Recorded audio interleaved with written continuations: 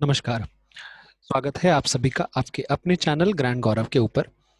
आज हम लोग आईटीसीएस के अंतर्गत क्वेश्चन सीरीज 7 लेकर आए हैं और इस क्वेश्चन सीरीज 7 में भी बहुत सारे इम्पोर्टेंट और सिलेक्टेड क्वेश्चंस के सेट रखे गए हैं। तो चलिए चलते हैं और देखते हैं कौन से क्वेश्चंस हैं और आपकी प्रिपरेशन के लेवल पे हम ये क्वेश्चंस चुन कर लाए हैं। चलिए बढ़ते हैं आगे और देखते हैं प्रश्नों को। So we can take the first question. Buddha, Dhamma and संघ टुगेदर आर नोन एज। कह रहा है कि इस प्रश्न में ये कहा जा रहा है कि बुद्ध, धम्म और संघ ये तीनों को क्या कहा जाता है। इससे पहले के क्वेश्चन सीरीज में भी हम लोगों ने बात करी बौद्ध धर्म के त्रिरत्नों के विषय में। तो अगर हम देखें तो ये बौद्ध धर्म के त्रिरत्न हैं बुद्ध, धम्म और संघ। ये धम्म शब्द पाली भाषा से है जिसका अर्थ धर्म होता है। संघ और बुद्ध ये दोनों सामान्य शब्द हैं। तो अगर इस प्रश्न का सही उत्तर देखें तो इस प्रश्न का सही उत्तर है त्रिरत्न, यानी बुद्ध, धम्म और संघ ये तीनों त्रिरत्न के नाम से जाने जाते हैं। अगला प्रश्न है, what is the first discourse that Buddha had delivered at the deer park in Sarnath called. कह रहा है कि सारनाथ यानी सारनाथ का जो डियर पार्क है यानी मृग मिगदाव है, उस स्थान पर गौतम बुद्ध द्वारा कौन सा सबसे पहला उपदेश दिया गया या सबसे पहला जो उपदेश दिया गया उसे क्या कहते हैं। तो गौतम बुद्ध द्वारा दिए गए पहले उपदेश को जो कि सारनाथ में दिया गया, सारनाथ के डियर पार्क में यानी मृगदाव में दिया गया, उसका नाम है धर्म चक्र प्रवर्तन। तो ऑप्शन डी सही है, धर्म चक्र प्रवर्तन। तो जब हम बात करते हैं धर्म चक्र प्रवर्तन की तो वो पहला उपदेश है जब भगवान बुद्ध ने अपने 5 शिष्यों को बिठा करके वो उपदेश देना शुरू किया, जिसमें ऋषि कौंडिन्य या आचार्य कौंडिन्य भी शामिल थे। तो ये जो ऑप्शन है ऑप्शन डी सही है, धर्म चक्र प्रवर्तन। अगला प्रश्न ले लेते हैं, Jain literature is known as. Jain literature को किस नाम से जाना जाता है, जैन साहित्य किस नाम से जाना जाता है। पहला ऑप्शन है त्रिपिटक, दूसरा ऑप्शन है एपिक, तीसरा ऑप्शन है आर्य सूत्र, चौथा ऑप्शन है अंग। तो ध्यान से देखें तो इस प्रश्न का सही उत्तर है ऑप्शन डी अंग, यानी जैन लिटरेचर को हम अंग साहित्य या अंगों के नाम से जानते हैं। चलिए अगला प्रश्न देखते हैं, who was the first person to translate Mahabharata into Telugu language. ये लैंग्वेज और लिटरेचर से क्वेश्चन उठाया गया है कि तेलुगु लैंग्वेज में सबसे पहली बार महाभारत का ट्रांसलेशन किस व्यक्ति ने किया। तो ऑप्शन के रूप में आप 4 नाम देख रहे हैं। पहला जो ऑप्शन है वो पोथना है, दूसरा ऑप्शन तिकन्ना तिक्कना, तीसरा ऑप्शन नन्नय और चौथा ऑप्शन वेमना। तो इसका सही आंसर है नन्नय। नन्नय पहले ऐसे व्यक्ति थे जिन्होंने महाभारत को तेलुगु भाषा में ट्रांसलेट किया था। अगला प्रश्न उठाते हैं, who is not the group known as Kavitraya of Telugu literature. तो देखिए ये तेलुगु लिटरेचर से प्रश्न है। तेलुगु लिटरेचर में कवित्रय जो शब्द है ये किन 3 लोगों के लिए कहा जाता है और कौन सा चौथा है जिसे कवि त्रय में शामिल नहीं किया जाता। तो इस क्वेश्चन के ऑप्शंस हैं, पहला ऑप्शन नन्नय, दूसरा ऑप्शन तिकन्ना, तीसरा ऑप्शन यरपरगदा और चौथा ऑप्शन पोथना।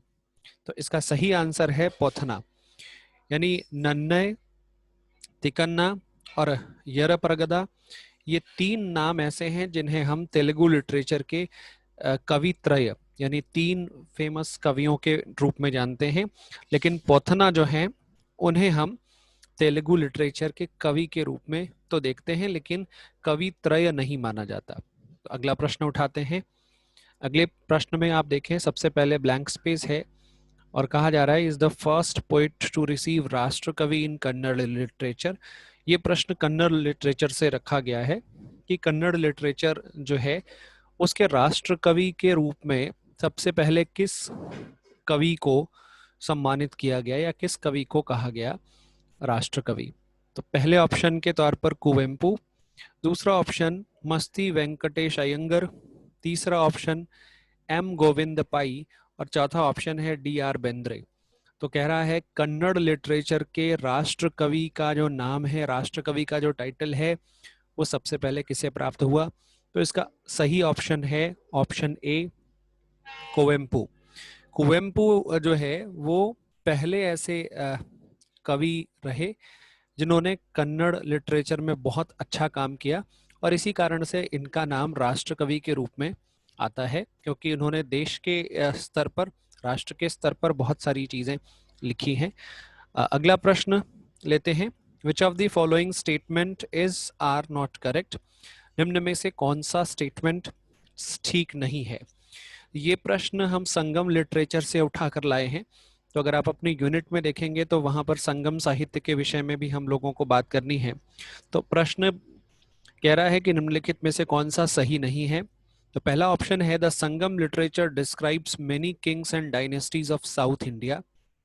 देखिए, जब हम बात कर रहे हैं संगम साहित्य की, तो संगम साहित्य जो है वो दक्षिण भारत का एक प्रमुख सामूहिक साहित्य रहा, जिसमें कई राजाओं, जिसमें कई साम्राज्यों के अंतर्गत जो कवि थे, जो लेखक थे, उन सभी कवियों और लेखकों ने मिलकर संगम साहित्यों की रचना की।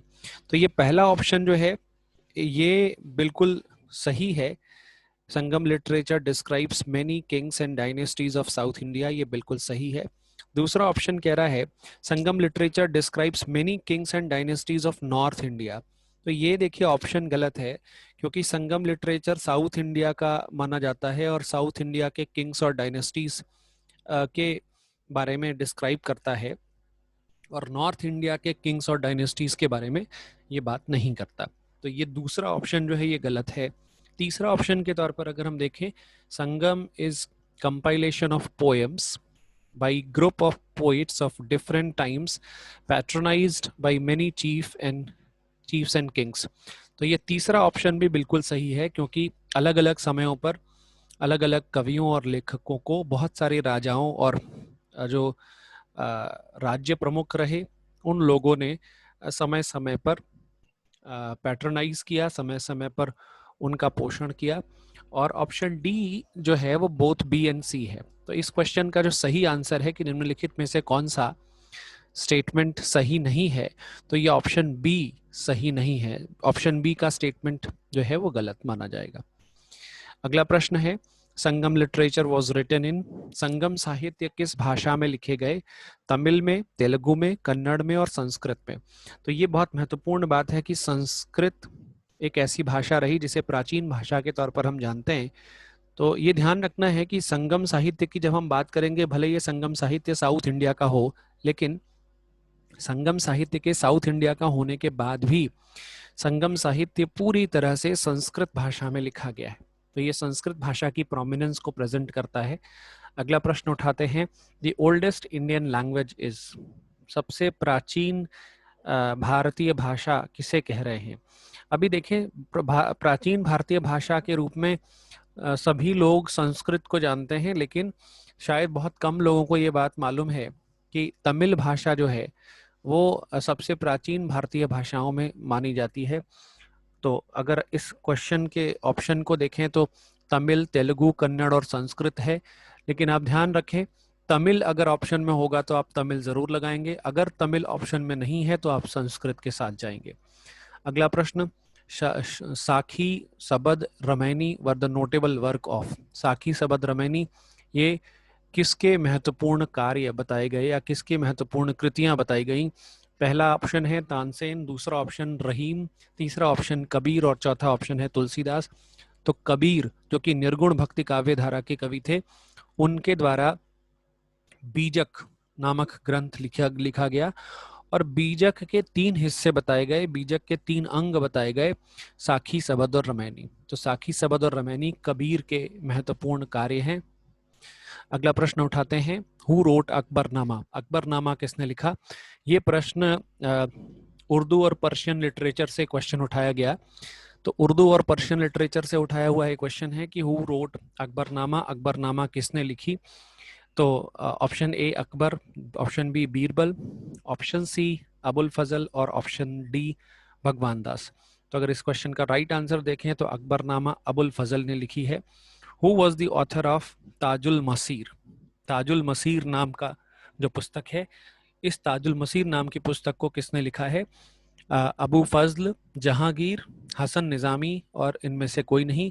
तो ताजुल मसीर जो ये पुस्तक है, इस पुस्तक के लेखक के रूप में हम हसन निज़ामी को देखते हैं।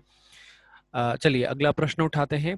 Who among the following was known as nirguna saint and a reformer?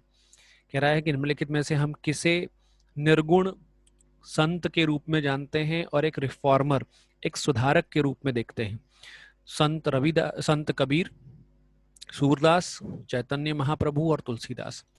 तो अगर ध्यान से देखें तो निर्गुण संत के रूप में, निर्गुण काव्य धारा के कवि के रूप में हम कबीर को मानते हैं। सूरदास कृष्ण भक्ति काव्य धारा के कवि रहे, चैतन्य महाप्रभु कृष्ण भक्त रहे और तुलसीदास ये राम के भक्त माने जाते हैं। तो अगर इस प्रश्न को देखें तो इस प्रश्न के राइट आंसर के रूप में हम संत कबीर को देखते हैं। अगला प्रश्न जल्दी से ले लेते हैं। उपनिषदस वर ट्रांसलेटेड इनटू पर्शियन। ये प्रश्न भी पर्शियन और उर्दू लिटरेचर वाला है। उपनिषदों का जो ट्रांसलेशन है, उपनिषदों का जो अनुवाद है, वो पर्शियन भाषा में, पारसी भाषा में किसने किया? अकबर ने, शाहजहां ने, जहांगीर ने और दारा शिकोह।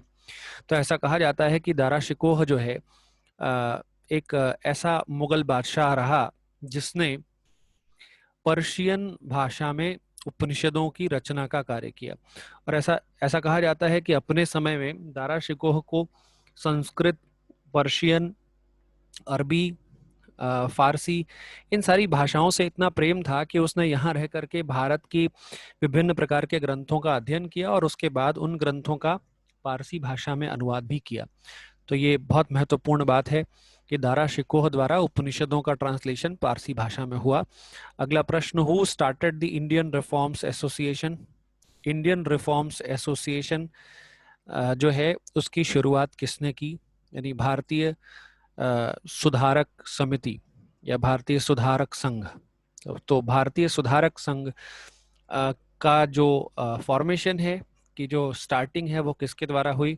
नारायण गुरु, स्वामी विवेकानंद, कृष्णा स्वामी अय्यर और उसके बाद केशव चंद्र सेन। तो इंडियन रिफॉर्म्स एसोसिएशन या इंडियन रिफॉर्म सोसाइटी के रूप में हम देखें तो केशव चंद्र सेन का नाम आता है। तो केशव चंद्र सेन जो है भारतीय समाज सुधारक समूह के प्रणेता माने जाते हैं। अगला प्रश्न है, who established Chishti order? Who established Chishti order in India? Bharat में चिश्ती संप्रदाय या चिश्ती जो सूफी समूह रहा है, इसके प्रणेता कौन रहे? ये प्रश्न के रूप में हम देखें तो बाबा फरीद, अलबरुनी, निजामुद्दीन औलिया और मोइनुद्दीन चिश्ती। तो ये प्रश्न जो है, अगर आप ध्यान से देखें तो ये प्रश्न सूफी संप्रदाय से है, सूफी आंदोलन से है। हम लोगों को भक्ति आंदोलन और सूफी आंदोलन दोनों के विषय में पढ़ना है। तो ये प्रश्न सूफी आंदोलन से उठाया गया है कि चिश्ती जो परंपरा है, चिश्ती परंपरा को भारत में किसने एस्टैब्लिश किया? तो इसका सही आंसर है मोइनुद्दीन चिश्ती द्वारा चिश्ती परंपरा भारत में स्थापित की गई। अगला प्रश्न है, who propagated the Vaishnava theology of Dvaitadvaita? कह रहा है कि वैष्णव जो संप्रदाय है, वैष्णव संप्रदाय का द्वैताद्वैत जो ये विचार है, ये किसके द्वारा प्रोपोगेट किया गया, किसके द्वारा प्रसारित किया गया? ऑप्शन के रूप में आदि शंकराचार्य, बी रामानुजाचार्य, सी निम्बरकराचार्य और डी वल्लभाचार्य। तो इसका जो सही आंसर है निम्बरकाचार्य। ये सही आंसर है इसलिए क्योंकि द्वैताद्वैत के जो प्रणेता हैं वो निम्बरकाचार्य को माना जाता है। अगला प्रश्न उठाते हैं, who translated Ramayana into Persian? Ramayana को पर्शियन भाषा में किसने ट्रांसलेट किया? अबुल फजल, अब्दुल लतीफ, बदायूनी और ईश्वर दास। तो इसका सही आंसर है बदायूनी। यानी रामायण जो है, रामायण संस्कृत में लिखी गई, जिसको वाल्मीकि ने लिखा, तो वाल्मीकि की संस्कृत में लिखी रामायण को पर्शियन लैंग्वेज में बदायूनी द्वारा ट्रांसलेट किया गया है। अगला प्रश्न उठाते हैं। Vedic literature is also known as, वैदिक जो साहित्य है उसे हम और किस नाम से जानते हैं? तो ये बात ध्यान रखनी है कि जब हम वैदिक साहित्य की बात करते हैं तो उसमें दो तरह की चीजों को हम देखते हैं। एक तो श्रुति परंपरा है और दूसरी स्मृति परंपरा है। तो श्रुति और स्मृति, ये दो प्रकार की परंपराएं कही जाती हैं। श्रुति परंपरा में हम ज्यादातर गुरुओं के माध्यम से वेदों के अध्ययन और बाकी साहित्यों के अध्ययन के विषय में बात करते हैं। तो अगर ध्यान से देखें तो वैदिक लिटरेचर को हम श्रुति के नाम से जानते हैं, क्योंकि जितने भी वेद हैं वो सभी वेद श्रुत माने जाते हैं। इसी के साथ हम अपने इन क्वेश्चन के सीरीज को यहीं पे समाप्त करते हैं। आगे और क्वेश्चंस के साथ हम फिर आपके सामने आएंगे। अभी धीरे धीरे हम लोग एक एक यूनिट के हिसाब से धीरे धीरे क्वेश्चंस को लेकर आगे बढ़ रहे हैं। तो अभी फोर्थ और फिफ्थ यूनिट के बहुत सारे क्वेश्चंस अभी आने हैं। तो आगे की क्वेश्चंस की सीरीज के साथ हम फिर आपके सामने आएंगे। फिर आपको बहुत सेलेक्टेड क्वेश्चंस और बहुत अच्छे क्वेश्चंस के कलेक्शन के साथ फिर मिलेंगे। तब तक के लिए हमें विदा दें। जाने से पहले मैं आपसे रिक्वेस्ट ज़रूर करूंगा कि हमारे चैनल को सब्सक्राइब करें, लाइक करें, शेयर करें और अपने वैल्यूएबल कमेंट्स और एडवाइजेस हमें ज़रूर दें। Thank you.